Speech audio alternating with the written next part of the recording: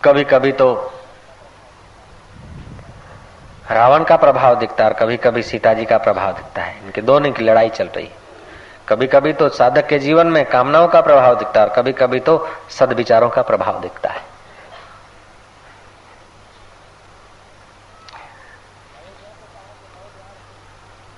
अयोध्या को कहा कि 9 द्वार थे, ऐसे ही तुम्हारा शरीर रूपी अयोध्या, इसमें भी 9 द्वार हैं।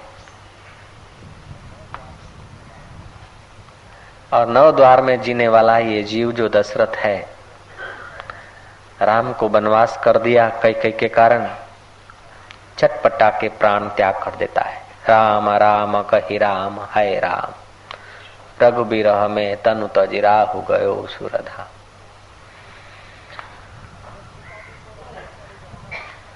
जब सीता जी को राम के करीब लाना है तो बंदर भी साथ देते हैं, रीछ भी साथ देते हैं, और तो क्या खिसकोलियां भी साथ देने लगी, कण कण उठाकर रेती का और समुद्र में डालने लगी। तुम यदि राम जी और सीता की मुलाकात करने के रास्ते लगते हो, तुम्हारी वृत्ति को परमात्मा के तरफ लगाते हो, तो प्रकृति और वातावरण तुम्हें अनुकूलता भी देता है, सहयोग भी देता है। और तुम यदि भोग के तरफ होते हो तो वातावरण तुम्हें नोच भी लेता है।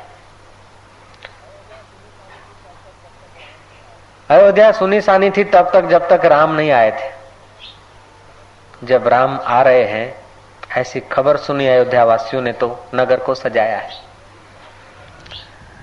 और नगर वासियों ने साफ सफाई की। राम आने को है ना, राम आने को होते तो साफ सफाई पहले हो जाती। ऐसे ही तुम्हारा चित्त रूपी नगर अथवा देह रूपी नगर, जब परमात्मा साक्षात्कार होता है तो कलमश तुम्हारे पहले कट जाते। तुम्हारे पाप, तुम्हारा मल विक्षेप हट जाता है, तुम स्वच्छ पवित्र हो जाते हो। और राम जब नगर में प्रवेश करते हैं वो दिन दिवाली का दिन माना जाता है। तो लौकिक दिवाली व्यापारी पूजते हैं, लेकिन साधक की दिवाली तब है जब हृदय में छुपे हुए राम जो है न, काम के करीब गए हैं सीता को छुड़ाने के लिए, वह राम जब अपने सिंहासन पर आ जाए, अपने स्वरूप में जागृत हो जाए, उस दिन साधक की दिवाली। बड़ा दिन तो वह है कि बड़े में बड़ा जब परमात्मा तत्व का ज्ञान हो, उससे बड़ा दिन और कोई नहीं। लब पर किसी का नाम लूं तो तेरा नाम आए। ओ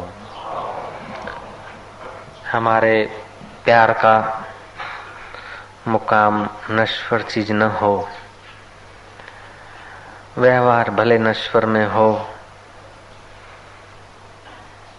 या हुसैन भले कर लें लेकिन उसमें से समय बचाकर। शास्त्र तो यहाँ तक कहता है कि 100 काम छोड़कर भोजन करो, 1000 काम छोड़कर स्नान कर लो, 1,00,000 काम छोड़कर दान कर लो,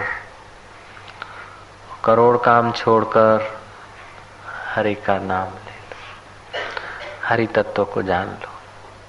शतम विहाय भोक्तव्यम सहस्त्रम त्यक्त्वा स्नानम आचरेत, लक्षम विहाय दातव्यम कोटि त्यक्त्वा हरि भजेत। करोड़ काम छोड़कर भी हरि की आराधना कर लेना चाहिए। ओम ओम ओम ओम। बड़ा महंगा जीवन है, और यदि आराधना नहीं किया तो वो बता दिया था डब्बे में 350 ग्राम। वो न बस में बैठ सकते हैं इज्जत से, न ट्रेन में बैठ सकते, न रिक्शा वाले के रिक्शा में बैठ सकते। आखिर ये हैं, इतने लोग हम दिख रहे हैं, आखिर अंत में देखो तो 10, 15, 20 किलो हड्डियां इकट्ठी हो जाएगी। अभी इतने हैं, इतनी प्रॉपर्टी, इतने मकान है, 350, 400 ग्राम हड्डियां बचेगी। ओम ओम। इसीलिए सियाना साधक जो है ना, आंखों की रोशनी खत्म हो उसके पहले आंखों में धुंधलापन आ जाए उसके पहले बुद्धि में तत्व ज्ञान का तेजस्वीपना भर देता है। आग लगने के बाद कुआं नहीं खोदता है, वो पहले ही कुआं तैयार रखता है, मौत के पहले ही सामान जोड़ लेता है। सांप के मुंह का भोजन कोई खाने की इच्छा नहीं करता, अजगर को तकिया बनाकर आराम करने की इच्छा नहीं की जाती। ऐसे ही विषय और अहंकार को सजाकर कोई सुख लेने की इच्छा करे, ये साधक नहीं कर सकता। वो मेरा बेटा है, वो मेरा फलाना है, वो मेरा यार है, सब सुख के यार हैं, सब सुख के बेटे हैं। तेरा बेटा कोई नहीं है, तेरा यार कोई नहीं। तेरा यार तो एक परमात्मा है जो सदियों से तेरे साथ है।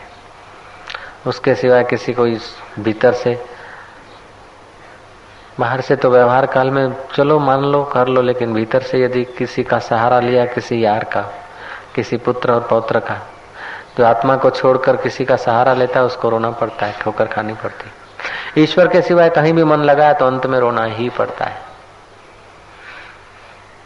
ये वाक्य है, ईश्वर के सिवाय कहीं भी मन लगाया तो अंत में रोना ही पड़ेगा। खुदा करे कि मोहब्बत में ये मुकाम आए, लब पर किसी का भी नाम लूं तो तेरा ही नाम आए मेरे प्रभु।